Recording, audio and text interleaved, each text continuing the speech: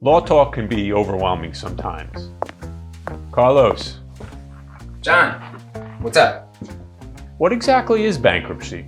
Oh, come on, that's easy. In accordance with Chapter 13 of Title 11 of the United States Code, also known as Bankruptcy Code.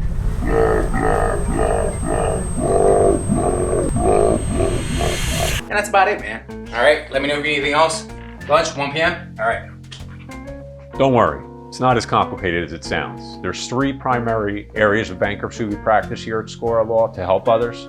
Let us explain. Chapter 7 bankruptcy is called the liquidation chapter. So in theory, if you file and you have assets, those assets just get liquidated and they get dispersed on an equal rate basis to your creditors.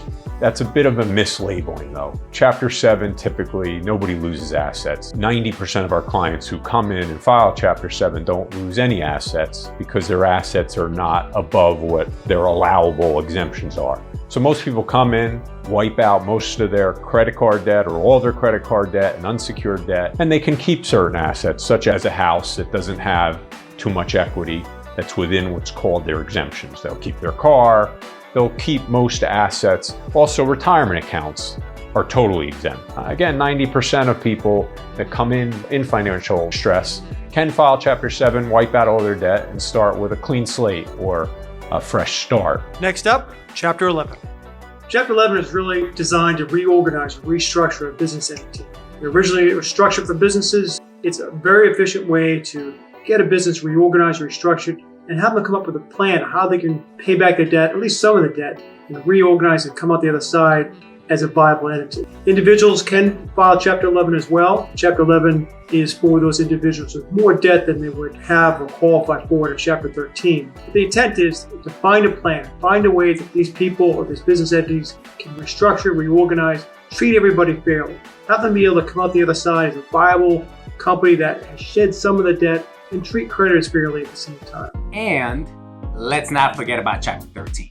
Chapter 13 bankruptcy is reserved for people that either make too much money to be in a Chapter 7 bankruptcy, have equity in property that they cannot protect, or they want to take advantage of the Chapter 13 reorganization plan. Let's say you fell behind on your car payments and you needed to file a bankruptcy because they were repossessing your car the next day. File Chapter 13 bankruptcy, you pay that money that you owe the finance company back in a period of 3 to 5 years. Along with those payments, you'll also be paying some of those creditors, the other creditors that you owe back.